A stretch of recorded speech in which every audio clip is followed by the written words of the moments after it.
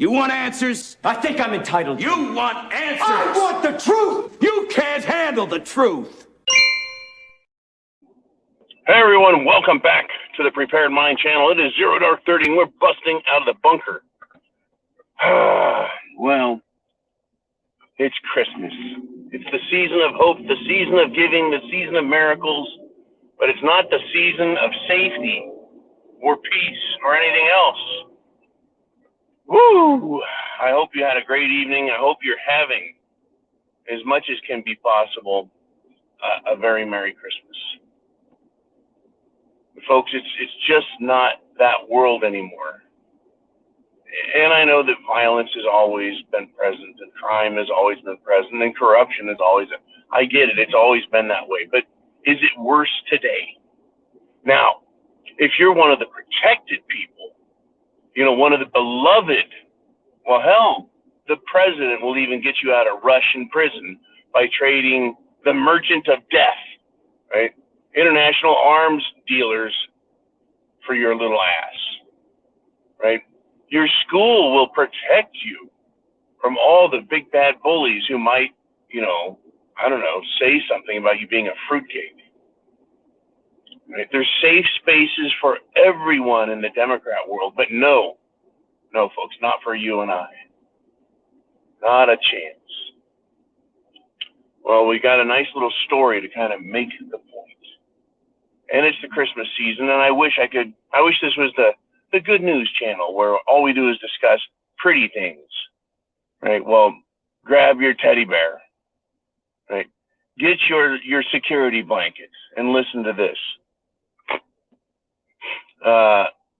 A woman lived her life probably free of crime in her own actions. 77 years old. 77 years old.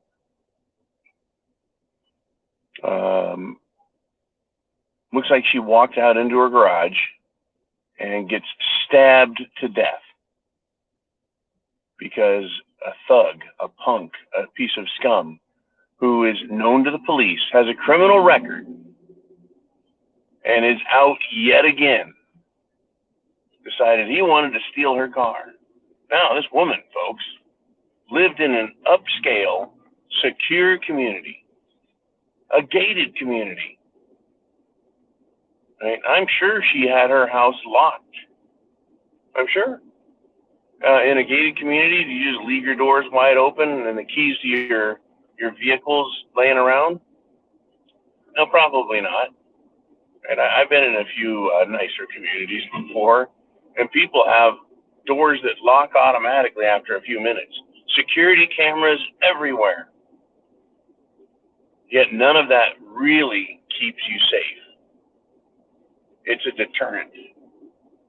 It is supposed to deter criminals, make them look around and go, this isn't the place to do my thing, right? Criminals, they have safe places where they can conduct criminal activities, right? Where they've already shot regular people and cops enough that good people won't get anywhere near those neighborhoods. But folks, there is no safe space for you. There never really was. And it's never really going to become that way. The only way to be 100% safe is to be forever vigilant at all times. Right? Do not assume that you hear someone in your gated community inside your garage and that you're going to go out there and confront them or say anything to them if you hear someone rummaging around. Right? The fact that, aha, I caught you, what are you doing in my house, is going to get you stabbed or shot or any number of things. It is that kind of a world, folks, that we live in.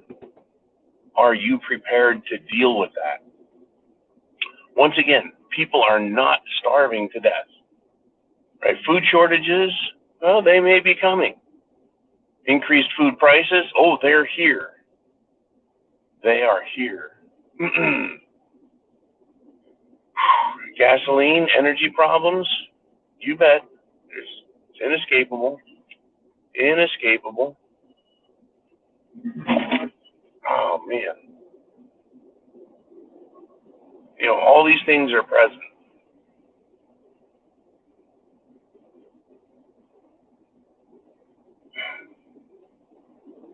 But it's not that bad yet. As bad as things are, it's not that bad yet. And people are still being assaulted. I read, 3 or 4 articles yesterday just about people being stabbed. And this is just, I wasn't looking for stabbings. This was just on a national review looking at the news across the world, people being stabbed. But I thought guns were the problem. I thought guns were the issue. Well, apparently knives are an issue. I read about more people, well, take that back. I did end up hearing about a massive shooting in Chicago. Good job, Mayor, whatever the hell your name is, Beetlejuice, Larry. Right? There's no safety. There is no safe space. And when things get really bad, folks, when there are food shortages, when food is priced so expensive that people can't eat well, when life is so rough that people everywhere become desperate, how safe do you think it will be then? Oh, don't worry. The government will be sure and let everyone know to be very careful around our protected people. Our precious LGBTQ crowd, they'll need to continue to be protected socially and legally and with propaganda. You bet. That still won't protect them, though. That still won't protect them. And what the heck is going on with the traffic lights in this area? There's no safe space. And life isn't fair. That's another thing. It's just not fair. This poor old lady, all she did was live her life nicely. But I guess, you can't expect any sort of protection. Is it just bad luck for her? Well, obviously it was bad luck. Well, could it be karma? I don't think the lady's name was Hillary Clinton, so it certainly wasn't karma. I think the fact of the matter is, folks, that you need to be prepared at all times. Right? You're already doing that as a prepper. You have food, water, shelter, clothing, medicine, and a means of self-defense. Right? You've got a plan. You've been buying your preps, buying what you need to deal with emergency situations. But it's not just owning stuff, and we've talked about this in the past. Self-defense training is key. It truly is key. Self-defense training is key. You need to own self-defense items, and you need to practice self-defense. You need to practice it not just with weapons, but with your attitude. When you walk outside, do you look left and look right? Or look right and look left, or you step out your door to see if anyone is to your periphery? Remember, bad guys, well, they don't always stand right in front of you and stab you to death. They'll hide. They hide in the bushes. They hide behind cars, garbage cans, trees. They hide, and then they jump out and surprise you. How quickly, right, can you move to defend yourself? How quickly do you switch from I'm living the life of a free man to complete self-defense position, leg position, hand position, ready to fight? How quickly do you get there? And the odds are, for most people, they don't even have that in their, shall we say, self-defense repertoire, being ready to fight for your life. Right? How do you prepare for that? Well, you start paying attention. Right? Before you step out the door, say, what could happen to me today? Am I ready for it? You step out the door, you're ready mentally to,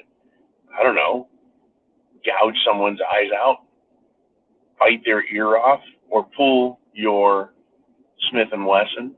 You step outside, you look left, you look right. Just like the last 1,000 days, no one's there. You've done your job, right? No one's there. You can walk to your car, to the store, whatever you're doing. but you're always prepared, always vigilant, right? Don't think that because you're in a gated community you're safe. Don't think that because you live in the rural area, the country, that you're safe. And a lot of criminals think, well, these country folks, there's no cops around and no one to see me, so I'm going to do what I want. I'm going to sneak out on this farm. I'm going to sneak out to this cabin, and I'm going to do whatever the hell I want. And no one's going to film it, and no one's going to see it, and no one's going to catch me, and I'm just going to go be a little scumbag criminal.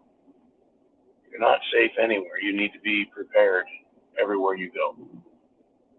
Folks, chance favors the prepared mind. Are you really safe? Merry Christmas. Semper Fi.